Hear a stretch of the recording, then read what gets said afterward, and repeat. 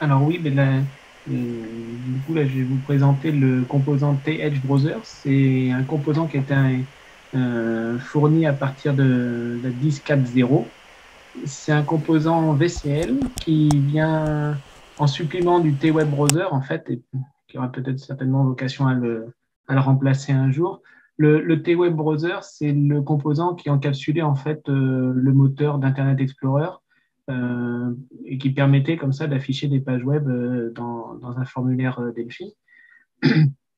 Le T-Edge Browser, lui, s'appuie sur le moteur de Edge. Alors, Edge la version de Edge basée sur Chrome, en fait, sur Chromium. Pardon. Et du coup, on bénéficie ainsi d'un moteur plus récent, plus respectueux des normes et standards du web que l'était IE, plus rapide aussi. Euh, Après, le petit inconvénient par rapport au T-Web Browser, c'est que Internet Explorer était très lié et était intégré dans l'OS Windows. Du coup, on était certain qu'il soit installé, que tous les composants soient là pour pouvoir l'utiliser depuis une application Delphi. Edge, ce n'est pas le cas.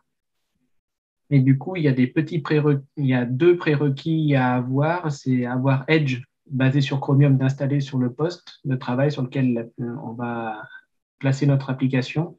Et on a aussi une DLL ou deux, ça dépend, il y en a une en 32 bits et une en 64 bits. Donc ça dépend de quelle manière on compile l'application. Et elle sera à fournir aussi avec notre exécutable. Et cette DLL, on peut la récupérer de plusieurs manières. La plus simple, j'ai trouvé, c'était en passant par Getit, en fait. On récupère le composant de Microsoft qui s'appelle WebView 2.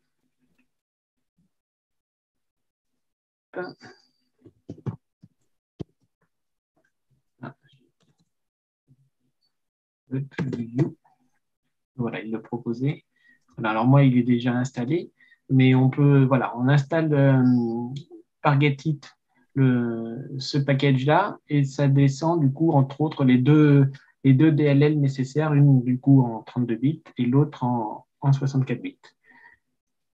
Une fois que ça c'est fait, on a dans la palette de composants, je ne sais pas trop où, là, on a le composant Edge, T-Edge Browser. Alors, moi, il est déjà installé, j'en ai déjà un sur ma fiche là.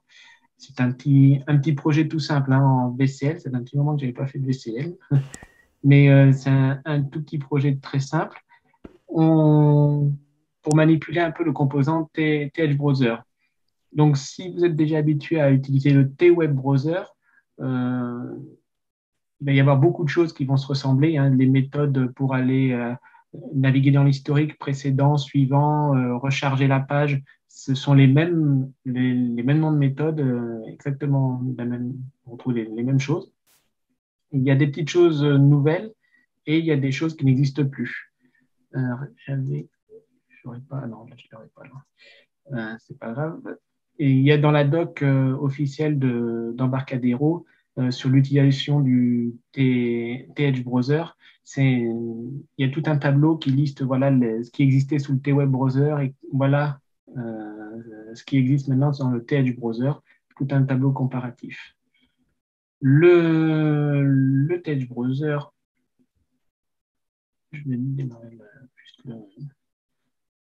le projet démo, que je pourrais, oui, de ça, je pourrais fournir les sources, hein, c'est tout simple. Euh, voilà, là, je l'ai configuré, enfin, au démarrage, il se met sur la page de Google par défaut. Donc, la vue web est contenue dans le Edge Browser. On est en train de manipuler, du coup, le moteur de Chrome, le moteur Chromium de Edge dans ce formulaire-là.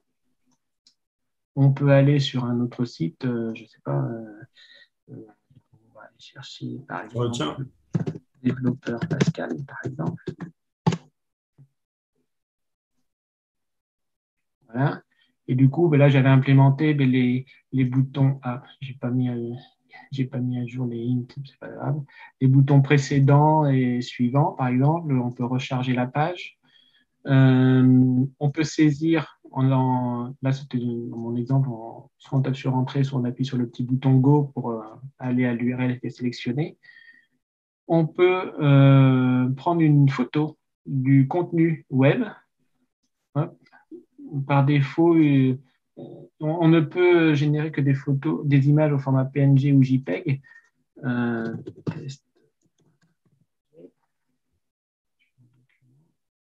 Du coup, ça a mis.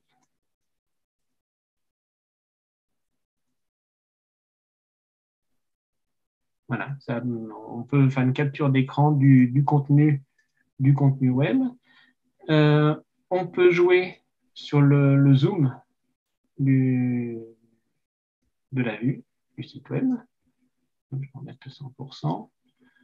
On peut aussi, il y a une méthode, alors je vais vous montrer là. Il y a une méthode aux composants qui s'appelle, alors la méthode Navigate tout court, elle est similaire à celle du T-Web Browser, c'est pour aller vers une URL. Mais il y a aussi une méthode qui s'appelle Navigate to String qui permet en fait on lui passe en paramètre une chaîne de caractères qui contient du HTML et ça l'affiche dans le browser. Le code HTML est lu et interprété par le browser sans problème. Alors je ne me suis pas connecté à un site particulier. Là. Il n'y a pas eu de requête particulière. On peut également, alors ça, je vais reprendre Google.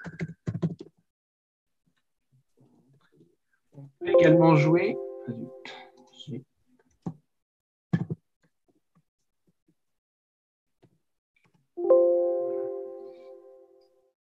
On peut jouer aussi avec l'objet DOM qui est affiché dans le composant. On peut aussi exécuter des scripts JavaScript. Par exemple, alerte.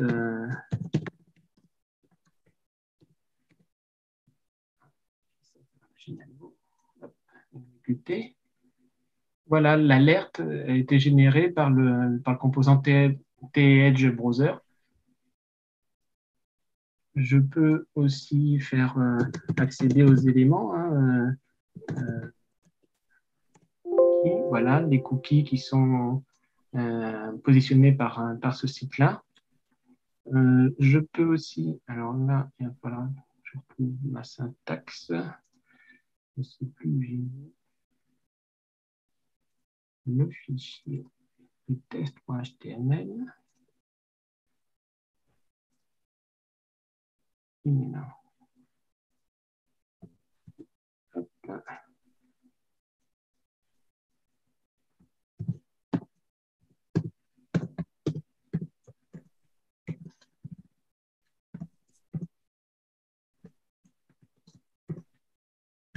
Pour charger un document web que j'ai en local. Voilà, je peux vous afficher le contenu HTML de ce fichier.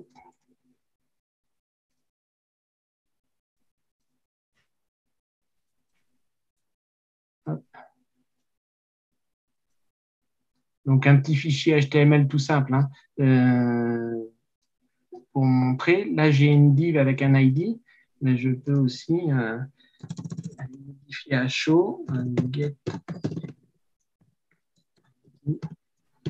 Comment je l'ai appelé?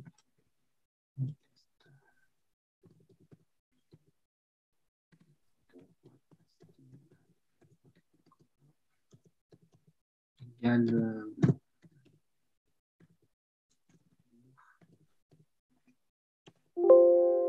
Ah, ça va peut-être pas bien se voir, mais le texte qui était contenu dans le div test est passé en bleu là. En rouge, ça serait mieux. Voilà. Je joue sur le DOM qui est dans le T-Edge Browser. Évidemment, si je recharge la page, il va relire le fichier HTML et du coup, on n'a plus la modification que j'ai faite à chaud là, en JavaScript. On peut aussi récupérer, par exemple, si tu pourras voir, hop, code URI, le contenu de la page. Donc,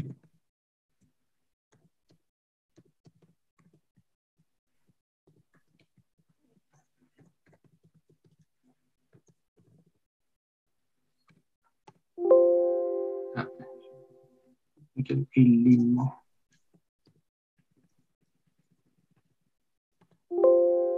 Voilà. Et là, dans le mémo que j'ai, voilà le résultat on a le code source en fait de la page qui s'affiche là. On peut le récupérer de cette manière-là, par exemple. Donc, le TEdge Browser était fourni avec Delphi Ciné, donc le 10.4.0.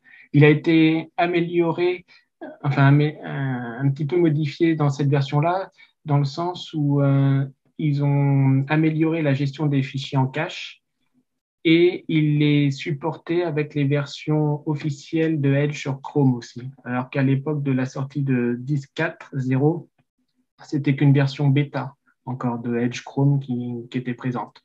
Là, le composant supporte la version officielle du moteur Chromium intégré dans Edge. Voilà pour la petite démo du composant. Est-ce qu'on a accès aux écrans de debug de Chromium sur ce composant? Ah oui, oui, c'est ça, c'est vrai, je ne l'ai pas montré. Quelque chose de bien aussi. Alors, ce qu'il faut savoir, c'est que le composant, on le place sur la fiche, mais la vue web, elle est créée de manière asynchrone.